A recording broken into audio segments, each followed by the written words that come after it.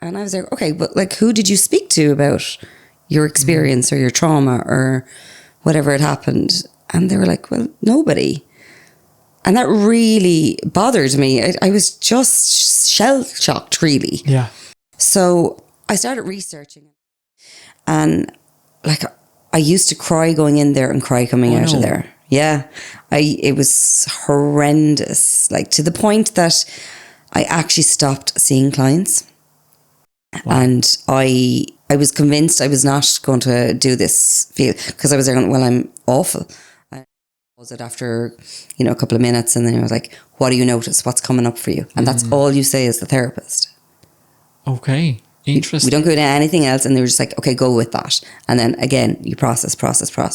And then pause. What's coming up? What do you notice? Hello everyone, welcome back to another episode of the Mental Health Expedition. My name is Pavel, and today I am interviewing Maria Gleeson.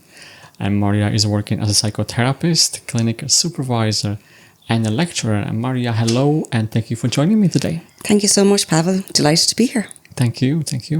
My first question is, how did you get into the world of mental health? Long story. I love long stories, yeah. Very good. I actually fell into this world, which is kind of strange because I know a lot of therapists would say that, maybe they always knew that this was something that they wanted to do. I had no idea what I ever wanted to do. So going back to school, a friend filled out my CAO form for college. I had no idea what was applied for. A friend of you applied? Yeah, I just handed her, not for the counselling and psychotherapy, but I originally came out of school and went to do a degree in marketing. Somebody else filled out that application for me. That's so cool. Went to Carlow, had a great time. Still not always the most academic person in the world. And then I finished that, I got my degree in services marketing, and I had no idea what to do with myself. So I kept applying for jobs, and marketing jobs for first year students back then was in Dublin, all Dublin based. And I couldn't. And you live in Clonmel, so I live in Clonmel. Were thinking about commuting to Dublin? Well, I was kind of looking for somewhere to live and get a job, but the problem was on a first year salary, you can't live in Dublin. And now that's going back to like 2000. So it was still bad then, rent wise. So I was kind of like looking for jobs, and then you kind of get really disheartened when you're getting all these refusals in your first year and you can't live in Dublin and everything. So I started applying for loads of jobs, and I was working here and there, and I worked in one role, just random job, for about 2 years, and I hated it.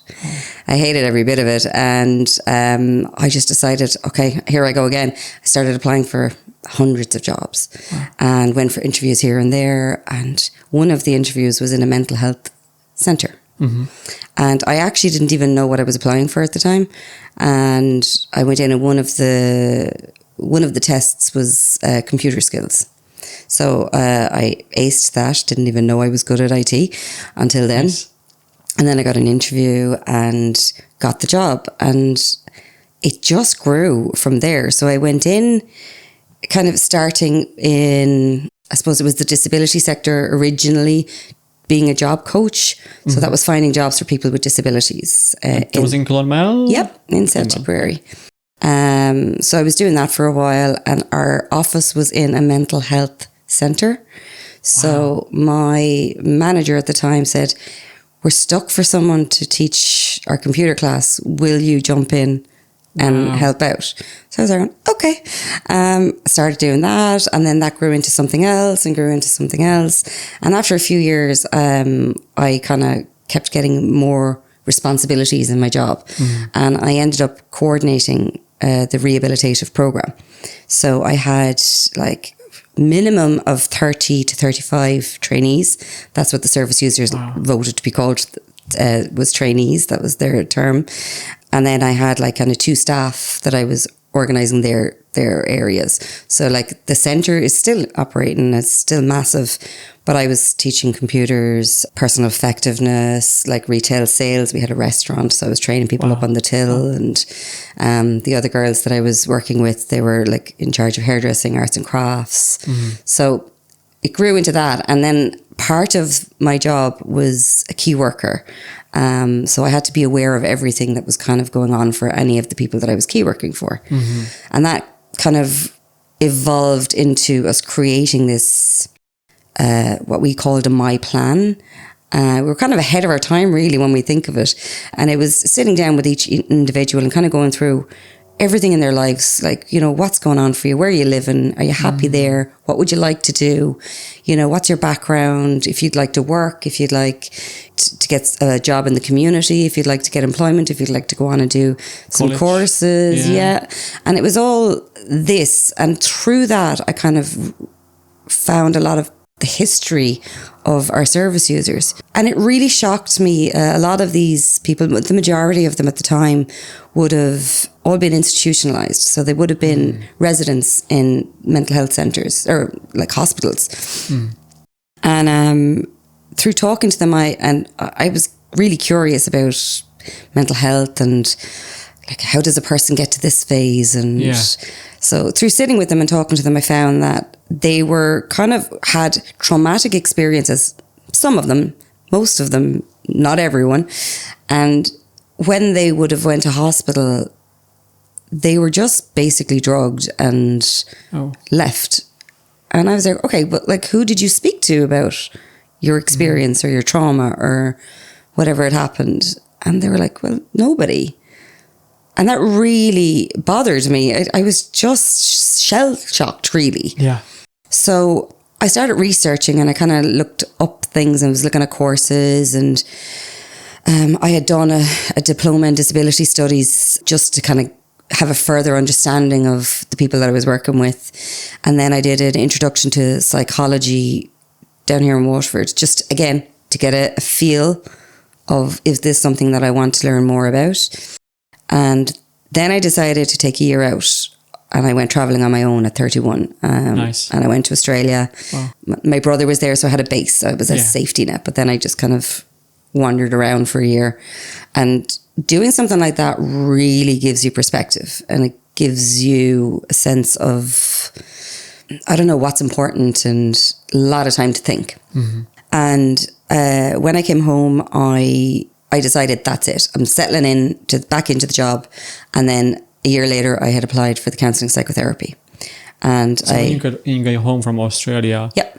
So did the plan maybe materialize in your head in Australia? Was this like you were there, you had the perspective of different things, also being away from, you know, where you were working before? Was it the part that in Australia you got the idea, I'm going to do the course? Do you know what, like a bit of that, a bit of freedom in Australia, but then I did Thailand on my way home for nearly 2 months, and I was actually on my own there. So I travelled north and south, and I did homestays, and I did all these amazing things. And that was a real, like, you're kind of not talking to anyone at this point. Like, yes, you met people, but it was, majority of it I was on my own. And that was really, I think, the deal breaker for me of, I want to do more about this. But I still hadn't a clue where I was going with it, or all I knew was I wanted to do more. So I came back, did some research, found the course in ICAS in Limerick, really suited me. Time-wise, I was working full-time and doing the course in the evenings. So I would travel to Limerick. A lot of it was Tuesdays and Thursdays, and then Saturdays as well, full day Saturdays. You were busy. Yeah. You were busy, yeah. Very. But of course, like now I look back on it and they're going, how did that even work? Do you know? I couldn't possibly think of doing it now. But I did it then, and I was in it, and it was just, I loved it. And so maybe the first year of your course, what was it like for you? Did you like it? Did you feel like this is what I was meant to do? Did you... No, I still didn't feel that. You still didn't feel that. I was like a deer in headlights, to be honest. I really felt not overwhelmed, but like, I think I went into first year thinking I knew more than I knew around like people with mental health and stuff like that, based on my experience. And then when you're in college in first year, it's such a grounding experience. You kind of come away going, oh, I know nothing. Was it a theory? Was it the teachers all together? It was a theory, and it was the vastness of counselling and psychotherapy, how big it is. And it was really kind of oh, wow, this is huge, but I absolutely love it. So I was engrossed. I've never been a studier. I was always one of those students in school who was like barely passing, if passing at all. And suddenly I'm in this world where I can't get enough information. Wow. And I can't absorb the stuff quick enough. And I wanted more and more and more.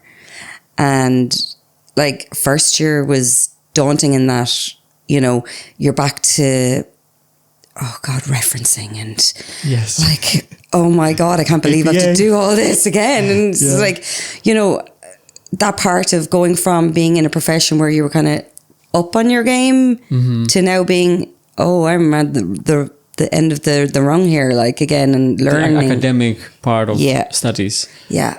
Yeah. So that was challenging, but not in a bad way challenging. It was in a good way, you know. And second year then I settled a little bit more into it. And I think maybe with the classes, I don't know about your college, but I've seen it in others, and definitely variety of courses. People filter after a couple of years. Like, you know, you start with a huge number and then it goes down and then it goes down and then it goes down. Yeah. So I think as the years went on and the smaller the group. How big was your group, can I ask, in the first year? Oh, I think we had 21 and we ended up, I think, with 13, 14 at the end of fourth year. Yeah, I think we were like, maybe there was 40 or 50 in first year. That's a big class. Yeah. And then it dwindled down. But by third year, like, you know, that was, you know, 25 or so. Because then you're into your placement and, you know, that's when things get real. Yeah. For people, like when you got to go and do all this work. And sit there. Yeah. With somebody and with yourself. Yeah. Yeah. Yeah. So it's challenging, like, and it's still to this day something that, you know, I love when I work with students now and they're starting their placement and they're terrified and then they're going, that's good. You know, I remember one of my lectures and it always stands out in my head, and I still tell supervisees this, that it's like, the people who say they're scared are the ones that are safe. Okay. It's the ones that think they know everything and are confident and nearly cocky going into their placements. Yeah. They're the dangerous ones because they think they know better than the person who's sitting in the room. So the awareness is maybe missing something. Yeah, because it's not about you. Yeah, yeah. It's not about you when you're sitting with a client. It's about the client. Yeah. And if you're worried, it means you're so terrified of doing harm. Yeah. And that's the key thing, to do no harm. Yeah. So you pay attention to the right thing, kind of. Exactly. If you're worried about them, you know, you're safe because you're worried. If that makes sense in a roundabout way. Whereas and I have met people who've been like, oh no, I'm fine. I've got this. And I worry about those. Yeah. Because I'm there going, how do you know? Yeah. I still to this day get nervous when a new client is starting with me. Same. And I don't ever think that's going to disappear. Yeah. Because you often know, I mean, most of the time you just know their name and you guess the gender. You don't know the age group at all. Mm. It could be anybody walking through the door. Yeah. Or be on the other side of the screen or whatever it is. So it's like, I always get that jitter of, oh my God, what am I going to do? Yeah. You know, what if I can't help them? What if we don't gel? What if I'm crap? What if I don't remember what to do? Yeah. All those insecurities. But then I remember they're good. Yeah. Once you're in it, I guess it helps. But at least for me, once I'm talking to them or to you right now, my anxiety kind of subsides a bit. Yeah. So can I ask you on the threshold, right? From the second year to the third year, did you feel like you were prepared for the first client? I think often it's like, because obviously you spend 2 years trying to be prepared, but you're not doing any of that work. You're doing academic stuff or exercise or fishbowls, right? So what was it like for you being in there for the first time, waiting for somebody to come through the door? Terrified. Yeah. Absolutely terrified. And I remember, again, a really valid thing one of my lecturers taught me. And he said, keep a little side diary and write about how you're feeling right now, because you're never going to feel this way again. Right. You'll never have a first ever client. Yeah. You know, and the little mistakes that we make and the mess ups that we do. And, you know, in our course anyway, at the end of the year, one of our placement assignments was a reflective portfolio. Yes. So we had a case study and a reflective portfolio. And it was like, this will make your reflective portfolio the easiest thing you will ever write. Right. Because you have the journal. Because you have it. And like every time something goes well or goes wrong, or you kind of went, oh crap, I should have done this or I should have done that, or write about them, just jot them down, you know, and just a brief thing, because you won't remember that in like 7 months' time when you're going to write this. Yeah. And I found that invaluable, and I pass that information on to people constantly now, because I'm there going, you won't ever be like you are now. Mm-hmm. And in third year students, I'm there going, I can't wait to talk to you in like a few months' time when you no longer feel the way you're feeling. Yeah. But it's good to see the growth, you know. Yeah. But I said, I don't think anybody should be ready to sit in front of a client. It's a new experience on its own. Yeah. Like fully new experience. Full new experience. You don't know what you're doing. Yeah. You know, you can do all the role plays in the world in college, but it's not the same. Yeah. You know, and it's like, especially in third year when you're first sitting with people, it's that piece of like, am I sitting right? Am I paraphrasing correctly? Am I doing this? Am I doing that? All the stuff that you're thought, and then it's like, none of that matters really. Yeah. It doesn't. But you're so conscious and you're so hyper aware. Yeah. So in your first ever session, you're sitting there going, how am I presenting myself? Yes. How am I looking? Yes. How am I doing? Am I doing this? Am I doing that? Oh my God, I crossed my legs. They're going to think I'm closed off. Yes. You know, I had to be like, I have to actually breathe. I have to really mindfully remind myself I actually have to breathe, because otherwise I was just like, hello. Yeah. And then like, it's like the session is a blur because you're so self-conscious. Up in your head. Yeah. And look, again, normal, totally normal. It's why students do placements for free, you know, in organizations where like, this is expected. Your clients will always know that you're a student therapist, that you're learning. And I would say to anybody starting out, make sure the first thing you tell the client is that you are a student. Okay. Because it takes the pressure off you. And I've noticed through my experiences, it takes the pressure off the clients as well. They feel more relaxed. You know, they get it. They understand it. They're already hopefully been told that this is a student that they're meeting. But it's important, I think. I'm all about transparency as much as possible. And that fake it till you make it thing doesn't really come into play in this world. You know, I think you need to be, if you're unsure of something, you need to say you're unsure of something. Yeah.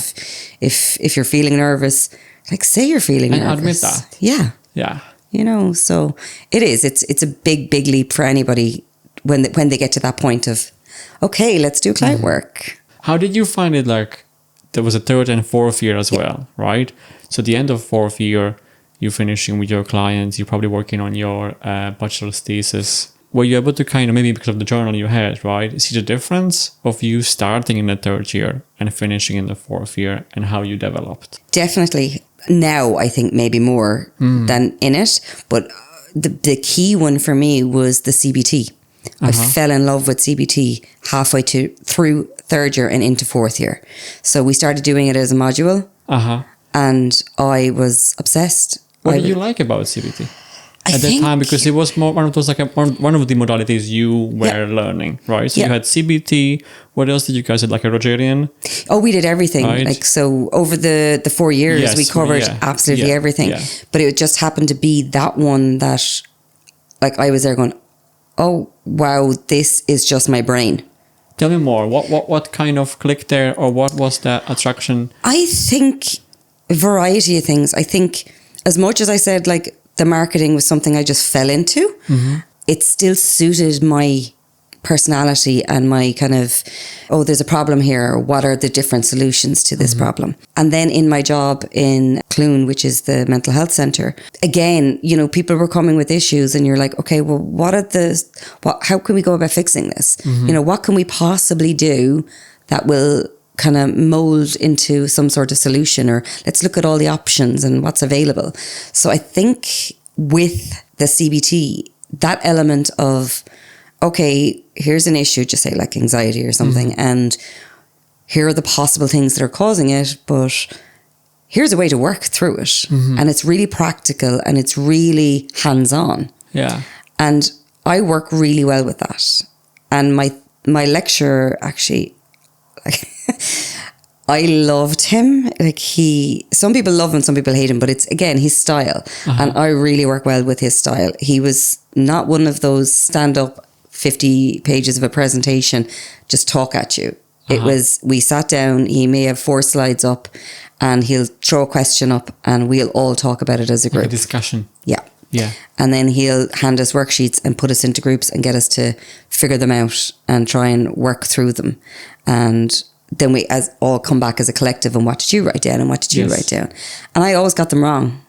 Did you? Always got them wrong. I could never figure out the difference between the thoughts and the emotions. I kept muddling them up. And it took me a long, long time. And that's, I think, what I really liked was the fact that this made it really clear for me. And it started to make a lot of my life make more sense. Because I was, by doing this in the room, in the classroom, like I was nearly CBTing myself. Isn't it funny how oftentimes, either during the course or when we have clients, we heal part of ourselves through that? Absolutely. Never stops. Yeah. Never stops. And I think that was it. And like when I was midway into 4th year, I knew I'm going into a CBT Masters straight away. Okay. So like I went straight from one, and I did it in a year, the Masters. But to be fair, I wouldn't recommend it, number 1. But 2, I went straight from a 4-year degree where like in 4th year we were doing like, you know, I suppose the dissertation or whatever. And like all the research, because I was so drawn to mental health, CBT, primary care, a lot of my stuff was there already. And I continued working throughout the summer on research. So finding papers, like getting them all organized, sorting through stuff. Because I did marketing, I was very used to carrying out research. So I was well able to do like the focus groups, get the questions ready, you know, organize all that. That stuff was like Play-Doh to me. You know, whereas a lot of people would be like, huh? What is this? Yeah. You know, whereas I was like, you know, it's grand. That's so me in my 4th year. Did you have to carry out the research? Yeah. Okay, so we had to, I think we had to interview between 3 and 7 therapists. Yep. And I had, I think, 4 or 5, maybe I had 5. Yeah. And you had to do your questions. You have to get them approved by the college first. Yes, ethically, You know, and then you, lucky enough, if you get therapists who are willing to participate because, you know, some people don't like it.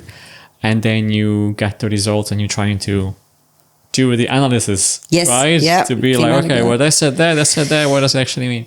So, I loved that. Yeah. What did you do like your thesis on CBT related subject? Yeah, so I can't remember the exact title now because it's going back. It's 10 years ago I did that. So that was, I think it was a therapist's perspective on the effectiveness of CBT for people presenting with mental health difficulties at primary care. Something like that. Yeah. So I was looking at anxiety, depression, you know, I was looking at bipolar. So they were the themes that kind of came up.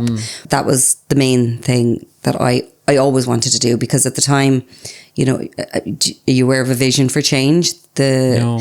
It was a national document through the HSE that was supposed to be like carried out throughout Ireland, where So it was, I suppose they would still say it's in play, but I'm kind of moved away a little bit from that, so I don't know how accurate it is now. But the aim always was that in every primary care facility, so like your doctor's surgery, you would have like your nurse, a couple of doctors, you know, maybe an OT and a therapist. Oh. So that it would all be in... That didn't happen. No.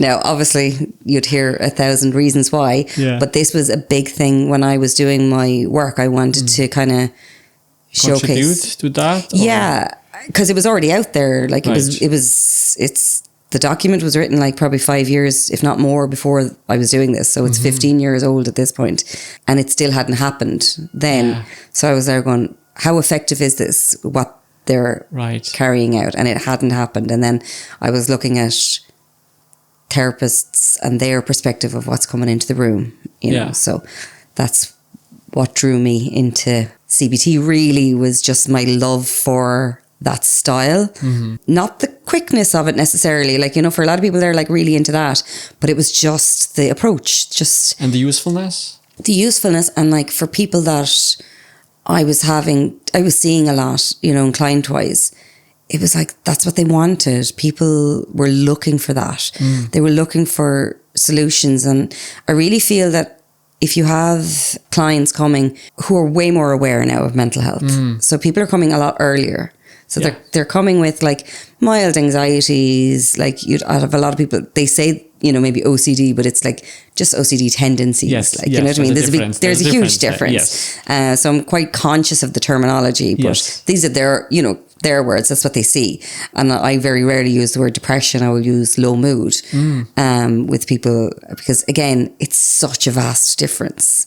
You know, I've worked with people who are severely depressed, and I work with people now who have extremely low mood, you know, and they're polar years apart, you know, in what somebody can do. So, you know, I think people are so highly conscious and they're so aware now of mental health that they come earlier. So CBT works really well for that.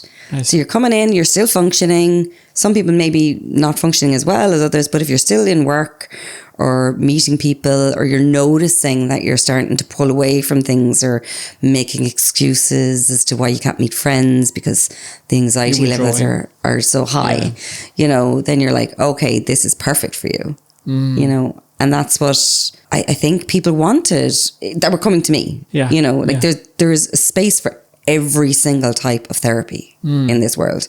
I 100% believe that. And it just happened to be that was the one that suited me. And it's not the only thing I do. You know, I'd often have clients who come for CBT. They get their stuff sorted in the anxiety or self-esteem pieces. And next thing they're like, I kind of want to talk about other stuff. And then it goes into... Yeah, it just morphs into... into other things. And that's perfectly fine. You know, then we very clearly say, okay, we're moving a little bit away from the CBT, so this is where we're going. And, you know, that's perfectly fine and it's perfectly reasonable, you know, but it's always the client's choice. You know, I'd have a lot of people who also come asking for CBT, and through the intake, we know this isn't CBT. You know, and that's fine. I name it, again, transparency. You know, this is what CBT is. And I keep things very generic with clients. I would say this is more kind of the generic style of counselling or talk therapy, or like I don't go into, you know, what the terminology is. Your client... Yeah, that's your own way how you have set it up. Clients don't know or necessarily care half the time. All they know is that they're there because they want help and support and guidance, and, you know, whatever way that forms is really up to them, I think. So going back to your thesis, bachelor thesis, the results of that, did they surprise you, or did you expect to find what you found? No, I expected to find what I found. Basically, I think there's two types of thesis you can do. You can do one which is like groundbreaking, and then you can do one which is like, you know, okay, this is kind of what I'm interested in. And I want to know where we are based on what we were supposed to be, you know. Mine wasn't groundbreaking, you know, by any means, but that was fine by me. You know, I was working full time. I was traveling up and down to Limerick. You know, I was wrecked. So I kept it into my interest levels and to something that I loved and I knew I'd be okay writing about. The results didn't necessarily surprise me. The therapist that I interviewed for I did a focus group. What's focus group? In the realm of the thesis, like what would that mean? So it was one sitting of... with everyone. Oh, I never heard of that. Yeah, so that was what, and it was more of an well, I had the questions, but I had an open topic of conversation then. So I would ask a question and let the group... to have a discussion. Yeah, they could... And was it all online or was it in person? In person. Wow, So I rented a room in a hotel in Limerick, and like... Did I have 10 people? I think I had 10. 10 therapists? Yeah. That's great. Yeah. Fair play. So, well, again, they were people that I had known through the college and through the course, and, you know... But still, we were in the same room. Yeah. Because we had relationships. No one was going to kind of go, oh, no. It was great. And they all came from different kind of backgrounds as well. So they weren't all CBT therapists, which I wanted that. I wanted the mix. Yeah. You know, like 2... I think were doing the masters with me.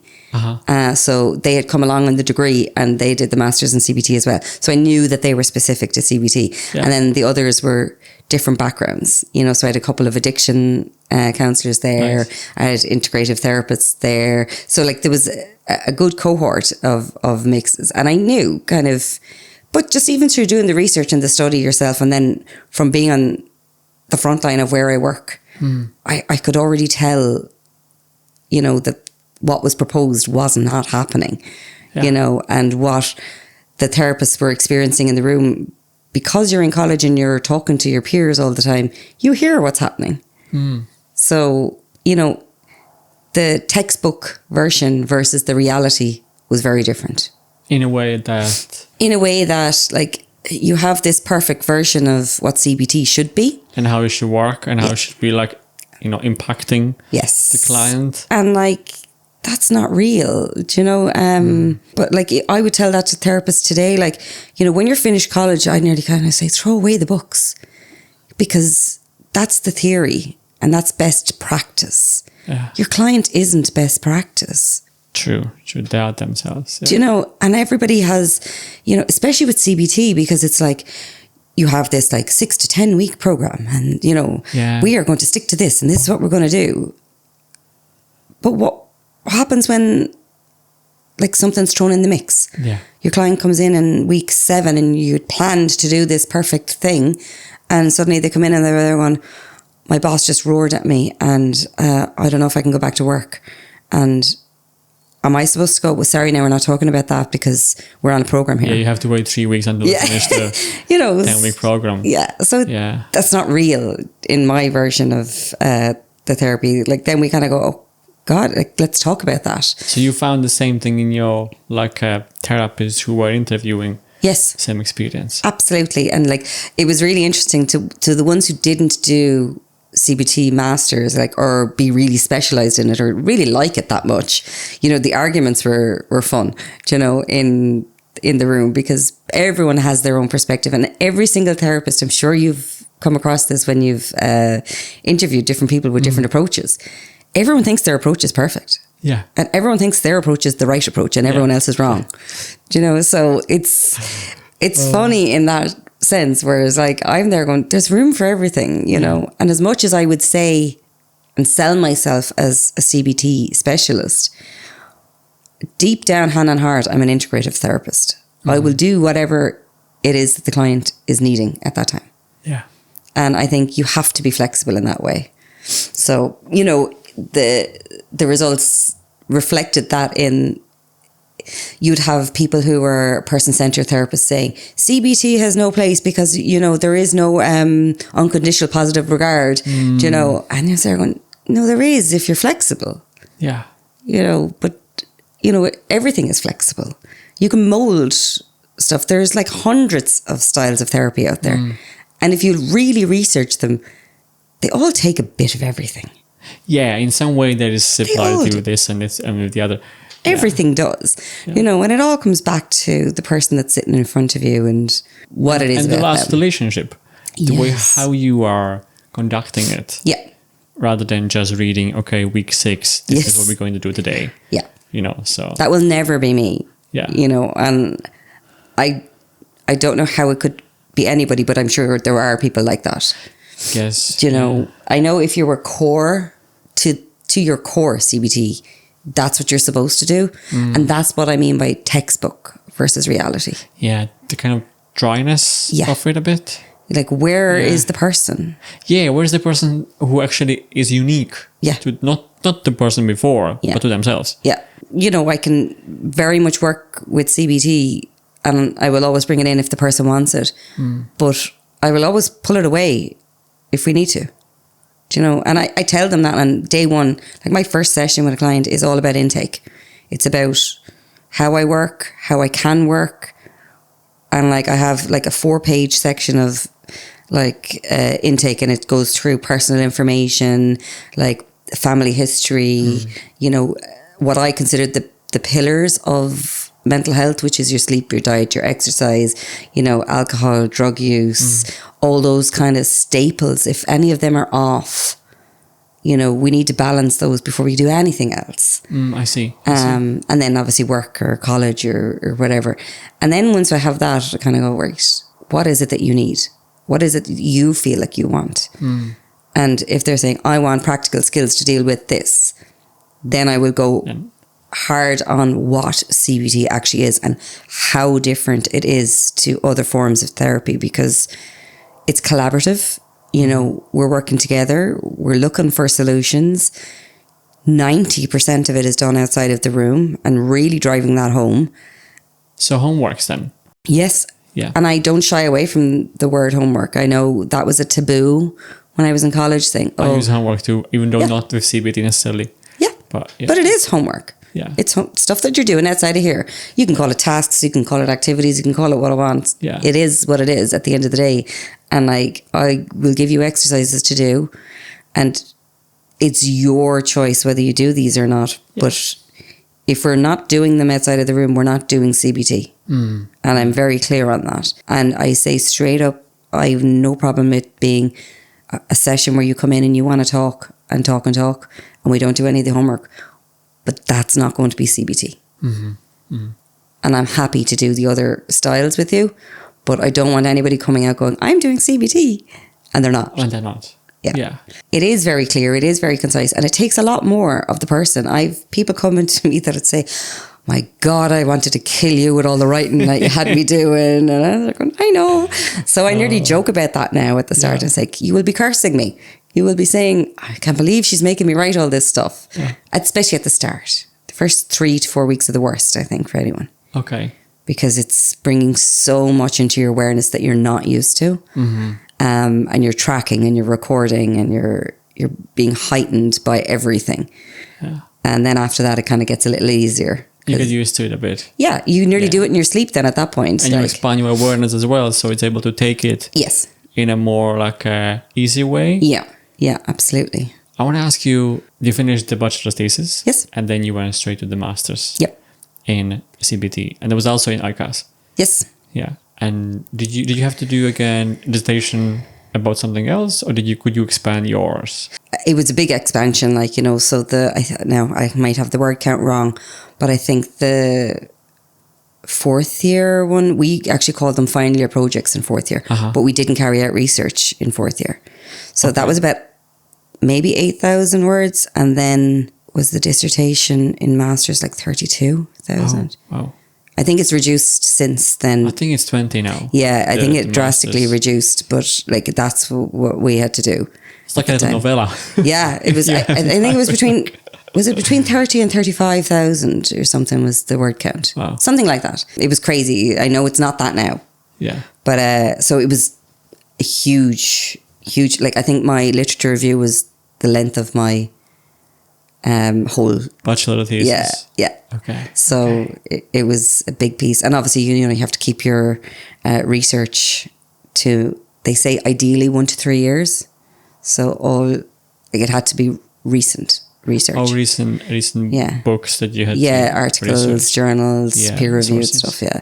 So it was narrowing down. Like obviously some stuff has to be old, because you have to. But the majority of what you're looking for needs to be new as possible. Yeah. So I was lucky in that sense because I had a lot of that from the previous year. Yes. And like it's so fresh in your brain that it was just like continuing on and just expanding. And then like, it kind of took its own life when you were looking for carrying out the research. It looked. I was kind of maybe like this would be interesting.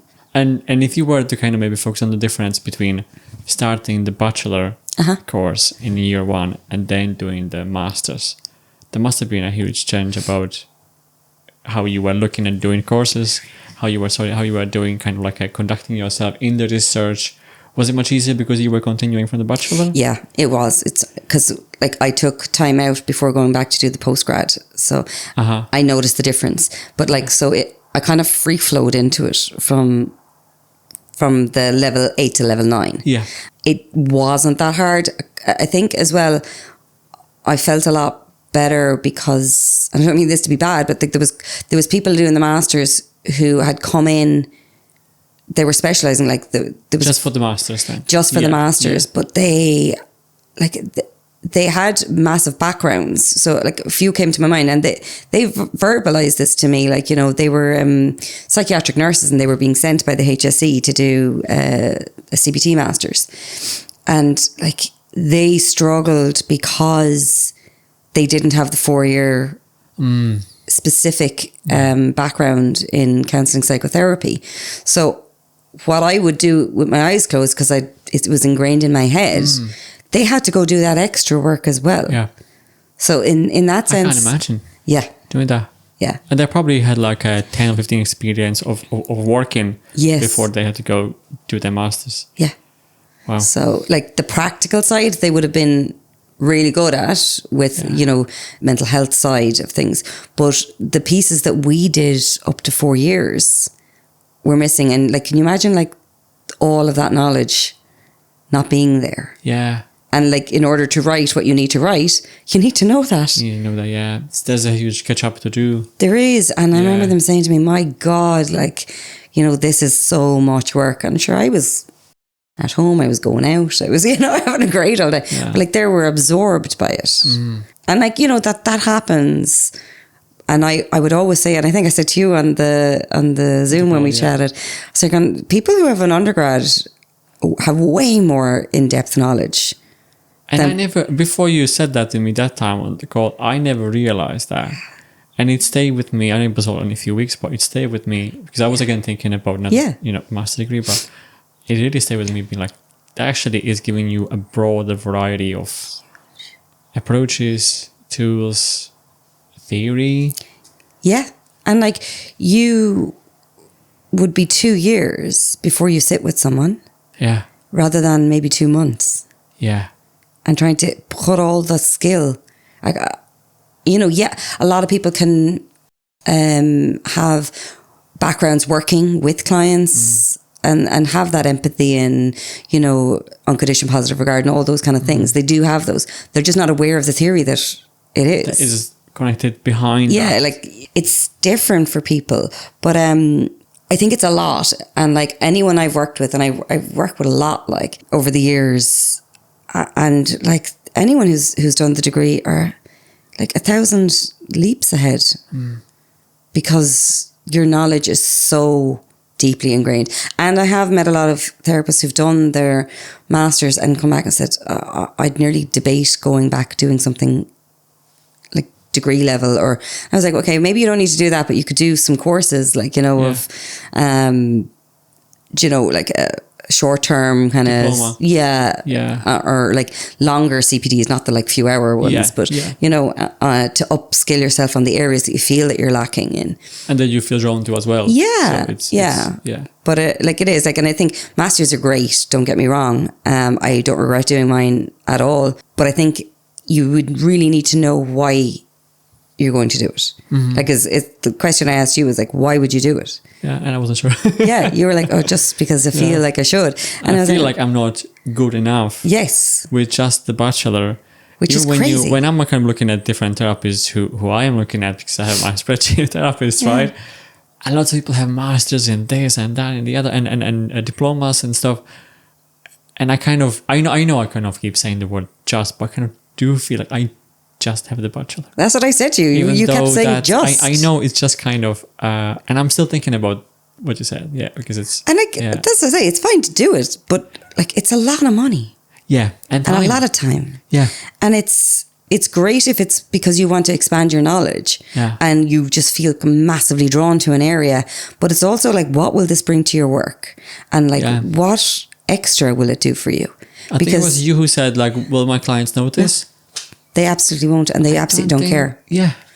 I've had maybe a handful of clients in the last, let's say since I finished the master's, so like 10 years, who were specifically drawn to me because I had a master's in CBT.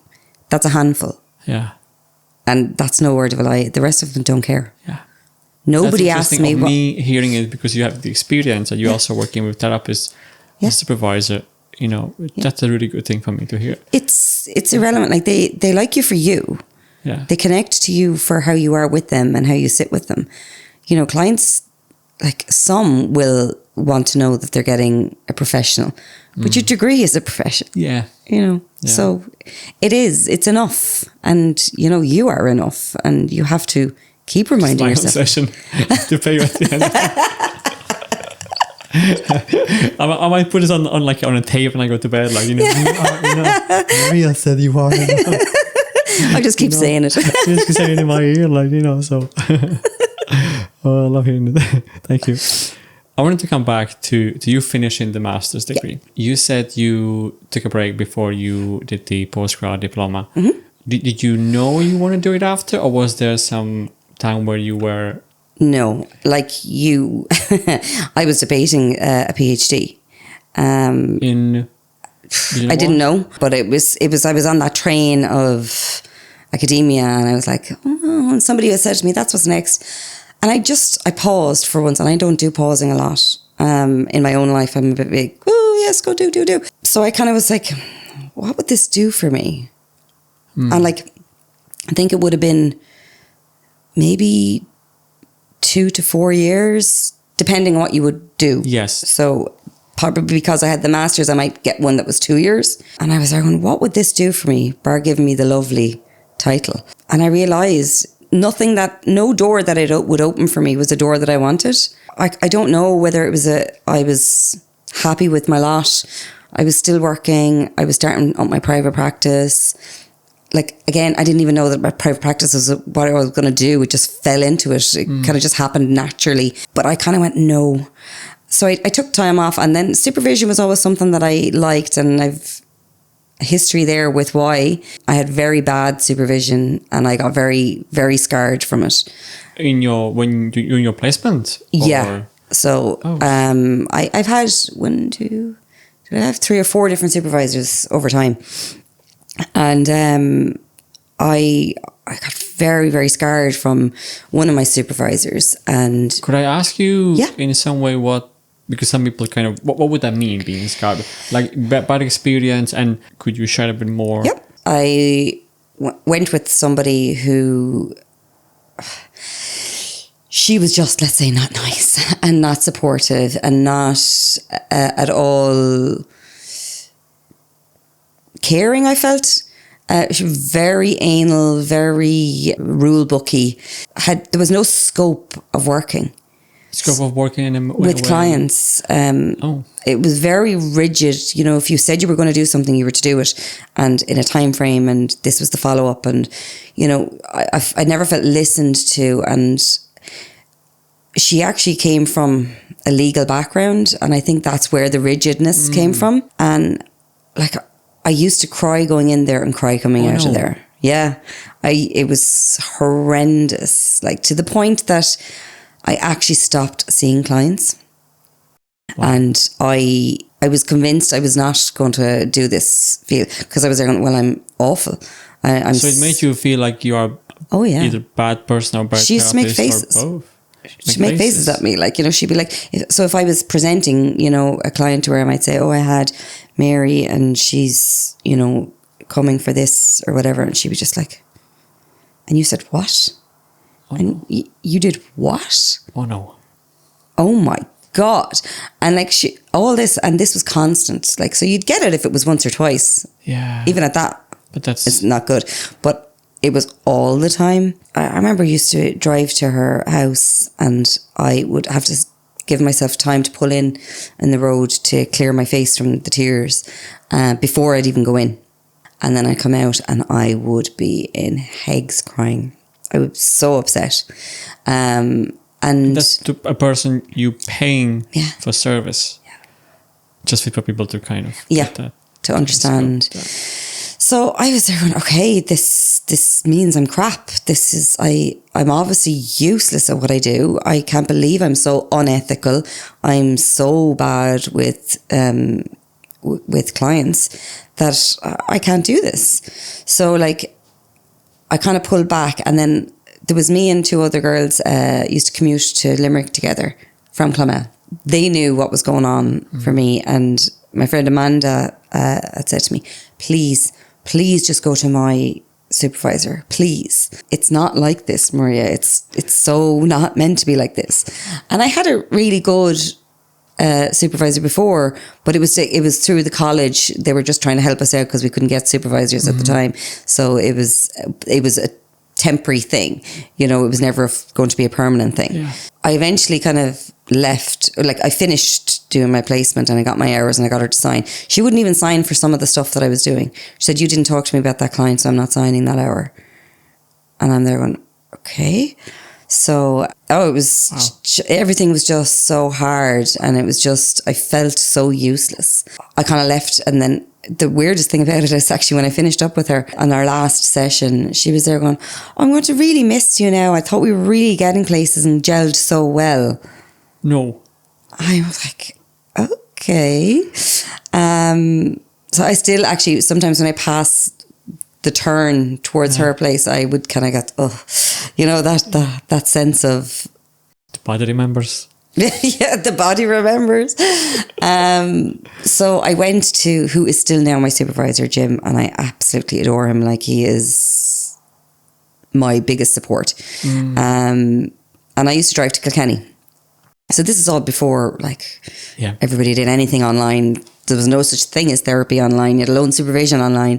Right. So I used to drive to Kilkenny. So it was another big drive for me, like after work. And I used to travel up to Kilkenny. And he now tells me, that for 6 months, I wouldn't make eye contact with him.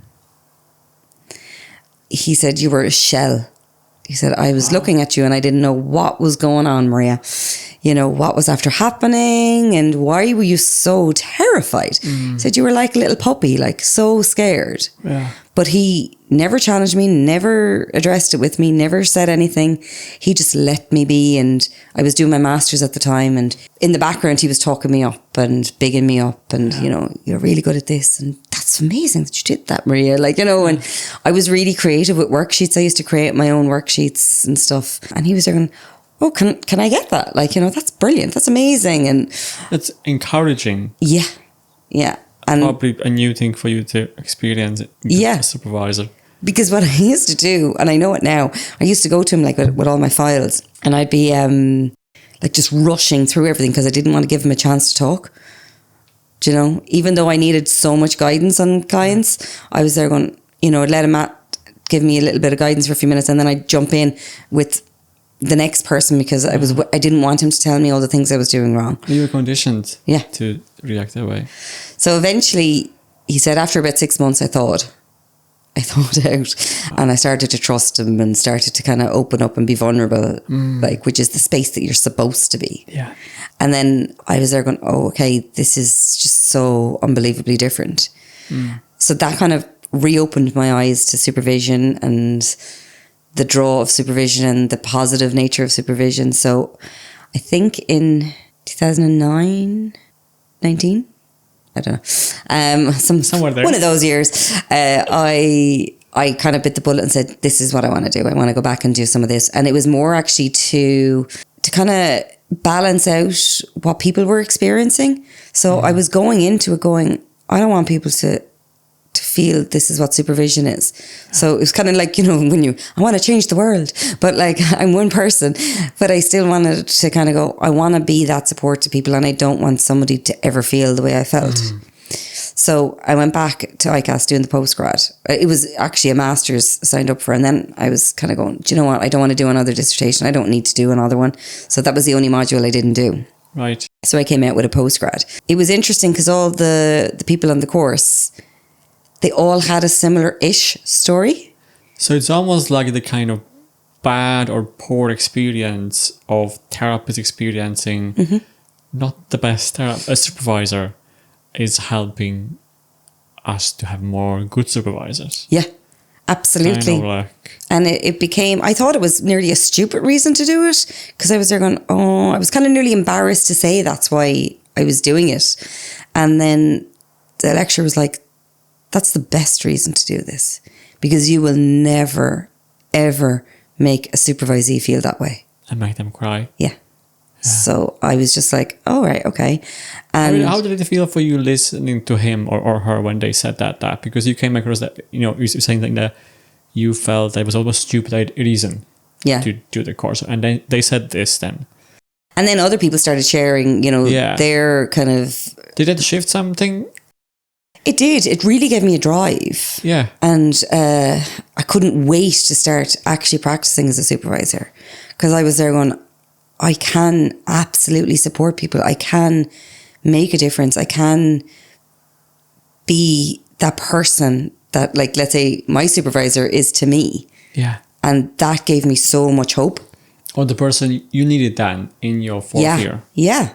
Especially as a student. Yeah, with a placement. Yeah. Like, God, like, I mean, the insecurities are through the roof as it is. Yeah. Doing a placement. And they have to sign you off. Yeah. And the fear is real for people, like, will they sign my paperwork? And I still hear horror stories from people I supervise now. And I'm like, oh my God, it's still happening. But, you know, all you can do is reassure. And no matter how busy I am, actually, when I hear, if anybody contacts me with stories like that, I'll just be like, I'll make room for you. And it happened, like, you know, and I've had one or two recently, and I'm there going, I really don't have space for this, but okay, I'm not going to say no to you, because I know exactly what you need. You know, you've been through that. Yeah, I've been through that.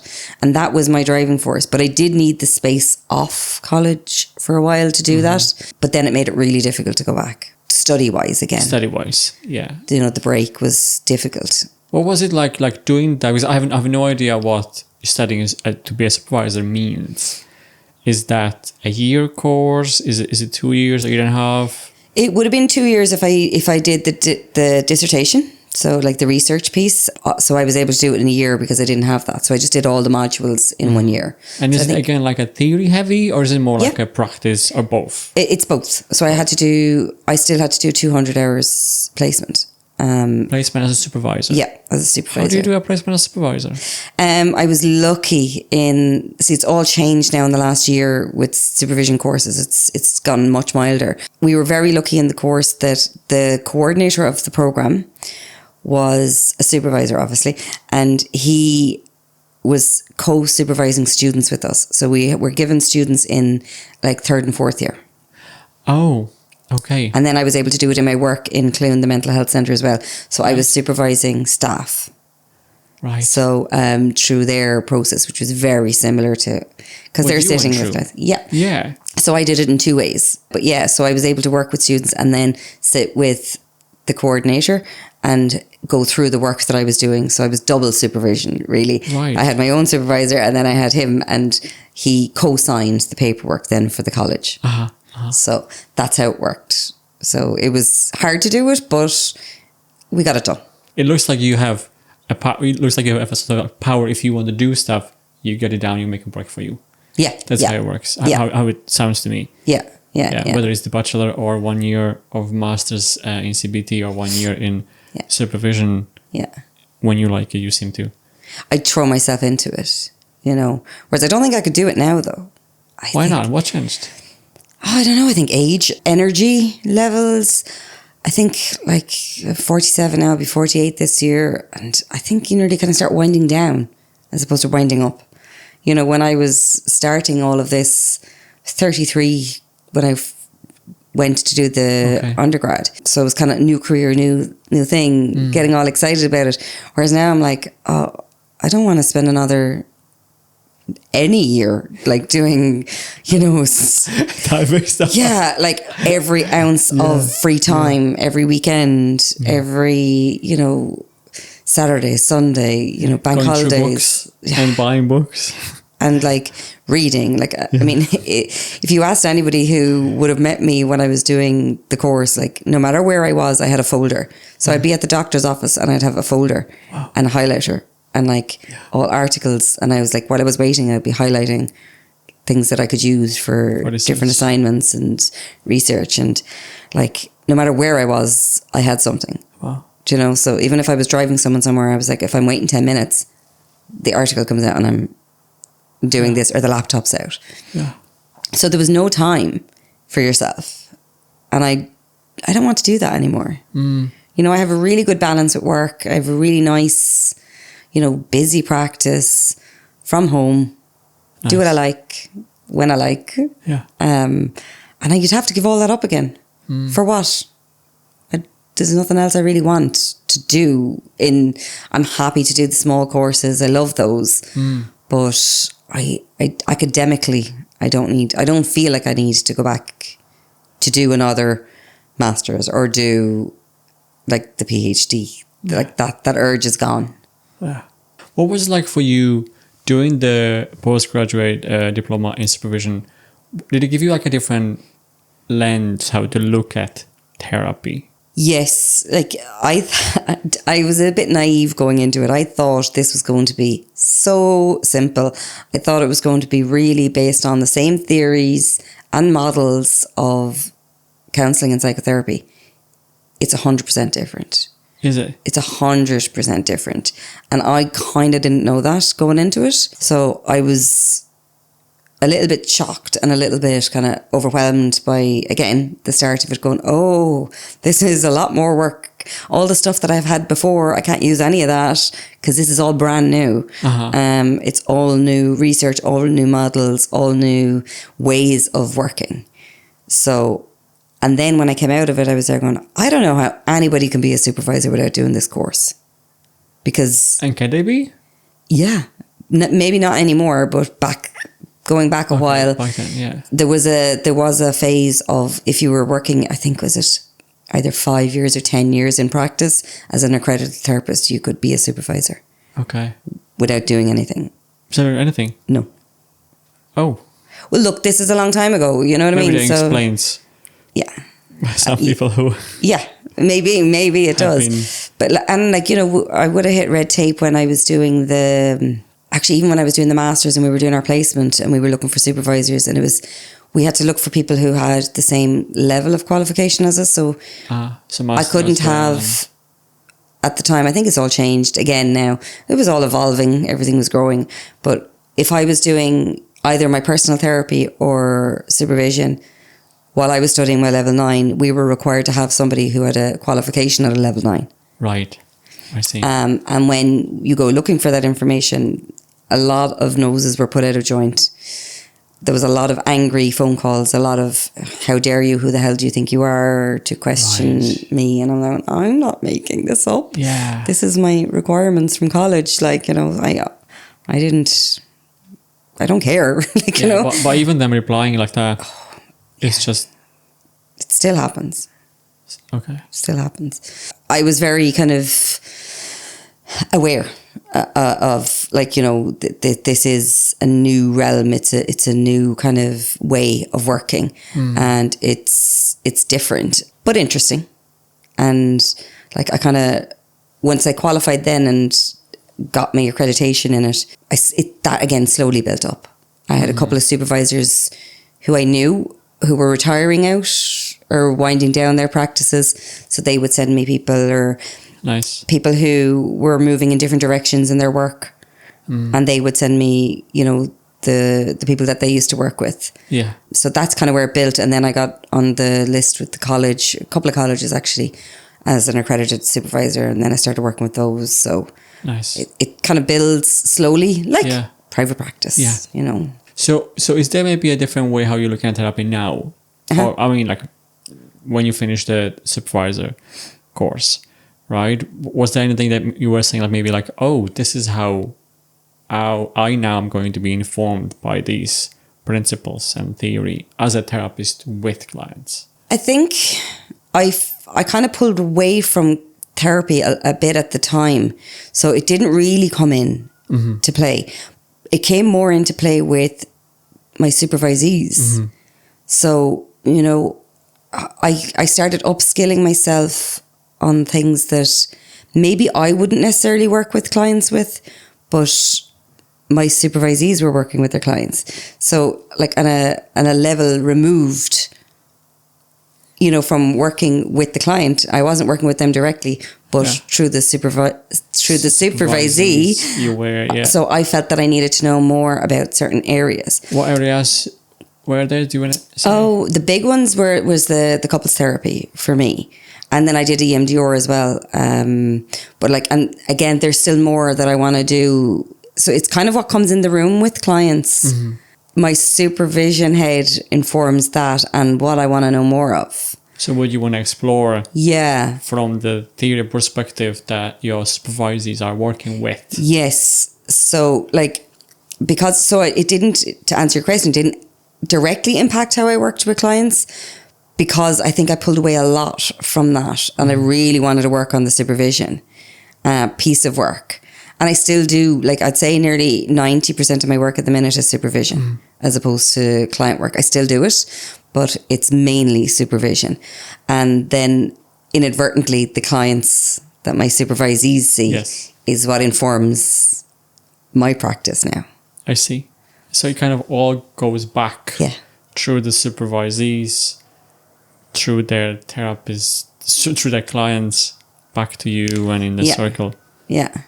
So it's very, it's like a circle. It really is like a circle, And then I had a few people who worked with couples, and I was like, I don't know a lot about this. I know a bit, but I don't know everything. So, not that we know everything about anything, but so I was like, that's interesting. I might look into that. And I actually just did a CPD, and it was an in-person one in Cork with Karen, and she was amazing. And I really liked how she presented. So I was like, I really learned a lot from that. I think it was a 1 day or 2 day thing. And then the next year she was running a course. So I said, I'm signing up for this, and it really helped me, because there was a couple of therapists who were just winging it, which I suppose some people could say that's fine. But after learning again, that that's a little different, that type of work. Couples therapy it is different. Yeah. And once I did the course, I was there going, I can see how different it is.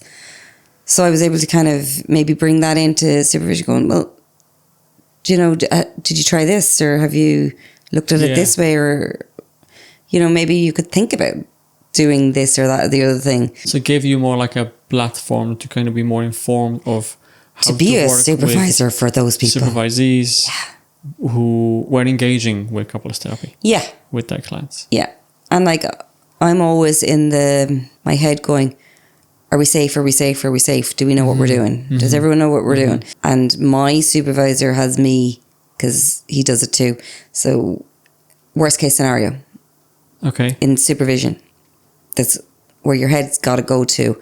You are coming to me with an issue or presenting a client case. I've got to go, what's the worst thing that can happen in this situation? And how are you covered, and how is the client covered? Yeah. So it can be quite dramatic sometimes, and I would always kind of make a joke of it, and they're going, look, my head is worst case scenario, but that's because I need to protect you. I want to make sure you're okay if the worst thing does happen. So it's making us safe in the work that we do. For all of us. For everybody. Their clients. Yeah. And you as well. Yeah. Most therapists work on their own, or private practice. You don't have anybody with your back. Yeah. You are on your own. Yeah. A lone wolf. And if anything happens, it's your reputation at the end of the day. And, you have to protect that. Your name is who you are. Yeah. Working for organizations, it's so different. They've got HR, they've got managers, they've got case managers, and they can all take some of the bulk of that, and it's still under that category of the business or the company or whatever. For you, it's just you. And that is scary, and I always want to make sure that that's never damaged for people. So let's always look at what can happen and the worst thing that can happen, and then work backwards, and it's very rare, but it just means that we're working ethically, we're working accurately, we're keeping our boundaries in place, we're doing all the things that we need to do, because that's kind of what my role is. Yeah. That's also why we have supervision. Yeah. To provide that. Yep. If we can't set it ourselves in place. Yes, and some stuff you can't do your own thing. You need somebody else to help you with that. Yeah. And just an extra eye over a situation. Yeah. And I always have my list ready to go for my own supervision. I'm no means perfect. So only yesterday I was adding to my list of what do I want to talk to my supervisor about the next time. And I have that live, like, it's in my phone, do you know, as in just little bullet points. Yeah. And I know what they mean, nobody else does. Like, but so there's always something to run by somebody else. And it's a very lonely profession in that we can't share this with anybody else. Yeah. So, we're bound by confidentiality. So supervision is your space to have the only space. It's the only space. Most of the time, the only space. Yeah. If you're working alone, it is the only space. So, you use that to the best of your ability and making sure that you're supported and that you're safe in that role. And that you don't burn out, you don't start hating it, you don't start hating yourself. Yeah. We're doing an awful job. And and burnout is so easy in this profession. And sometimes people kind of think, what you're doing, you're only working a couple hours a day. We just stop. Just talking. Yeah. Just talking to somebody. But it's so draining. As I say, nobody sits for 50 minutes or 1 hour in their jobs doing nothing but paying attention. Talking about the other person. Yeah. You are 110% on the minute you start working with the client. That intensity isn't there in nearly any other job for that time frame. Yeah. And then you stack up all the clients you have kind of in your day or whatever. Yeah. And what's coming in and like what you're dealing with. It's intense, and it's like we all do it because we love it. And I think nobody should do it if they don't love it anymore. Yeah. It's not the type of work you should do. If you lose that sense of love for it. And in the engagement, the kind of really, I guess, empathic engagement of I want to help somebody. Yeah. Maria, can I ask you about the EMDR course? Yes. So similarly, I assume like the couples therapy, you wanted to experience it for yourself when you're working with therapists who are using EMDR. Yep. That one was a little different in that I was really curious about EMDR. There was so much talk about it. Did I do it during lockdown? Yeah, I think I did. So we were the first group to do it online. Wow. So I didn't know how this would work. And it was really, really interesting. Really, really different for me. I think I struggled a little bit with how different it was. How different could you... I have not done the course. I've heard about that. And the hype, like, when you have the trauma, you're like, throw the EMDR at them. Yeah. It's like a new thinking, like... My biggest, I suppose, piece that I was struggling with the course is explaining EMDR to people. And I still, to this day, I still struggle to explain it. And I think that's why I don't use it that much. Like, I have used it. I have two things, right? So a lot of the clients that come to me, as I said earlier, kind of, they can be more on the milder side of like anxieties or whatever. So through the basics in CBT, we're able to kind of move through that. So when I was studying the EMDR, like, I found that I didn't know where to bring it in because people were actually doing grand with what we were working with. So it just happened to be my client base, I think. Whereas I think it's phenomenal for trauma, right? And that's what it's renowned for. But like EMDR therapists who do this all the time, they say it can be used for anything. I can't fit that myself, right? So that's why that's kind of parked a bit for me. One of the times it was explained to me was, what kind of made sense was if you imagine your brain is like a filing cabinet and all our experiences throughout the day, like no matter what happens throughout the day, when we go to sleep at night, in our REM version of sleep, everything gets compartmentalized. Right, so it's all filed away into little folders, and that's where that goes and that's fine. So it's over, and it's grand. A trauma can be not just a huge impact, but it can be a small thing. Right, so it's a teeny thing that just kind of didn't get filed away quite accurately. Now, there's a lot more technical ways of explaining this, but this was the easiest one for me. So that piece that didn't get filed away that night is what triggers us in our day, right? So the little thing like, if I got yelled at in school, you know, when I was a kid, and I was like not prepared for it, and I got that little shock. Yeah. And then maybe like, you know, I still get a little, that shock or that fear jolt in When me. somebody just speaks up at you. Yeah. And it's, they're not shouting at you, they're not doing anything, but you get that, whooey, and we retreat completely. Yeah. So that's a very simplistic example, because I think we all have experiences of something along those ways. Or like, you know, if you kind of walked out in front of a car and you got an absolute terrifying fright. Yeah. But if I go to bed at night and that gets processed, I never think about that anymore. If I don't, then I may be terrified to cross the road. I may be scared of traffic. I may, you know, and we form these fears that are going on in our lives. So with the EMDR is you use the eye movement desensitization reprocessing is what it stands for. And during that phase of eye movement, we access the REM part of the brain. And through doing this, what we do is we are literally rewiring the neurons. Nice. And then literally learning how to reduce any of those fears, because we're working with the physical as well. So it's like, what are you feeling? What's coming up for you? What are you noticing? How are you processing internally something, I guess? So there's very little dialogue during the processing part. Interesting. So it's literally, we're bringing up a memory, we're bringing up something, how it makes you feel, the association that you put with that feeling, like the I am, I'm useless, I'm not good enough, I'm, you know, whatever. And like we bring that up and we do the eye movement. So there's loads of ways. There's like, you know, you might see the people with the pencil. My therapy on previous therapists did that with me. And at the time I was in the course and I heard about that, but I just didn't know. I never knew the theory, and I still don't know the theory. But he did that, like, you know, look at the pencil. And now it's just gone so like amazing now. Like there's pulses. Yeah. So you can have like, so it accesses the left and the right hand side of the brain. Yeah, I did that too. Yeah. So you have your pulses, and then there's like screens, like there's a laser screen. Like I don't have any of this equipment, by the way. And I was going to get it, and then I went, I'm not using this that much to justify it. So, you know, if I ever did, I would, because it just makes it easier for the person to access. So like the screen would be there, and, you know, they're just following the line of the light.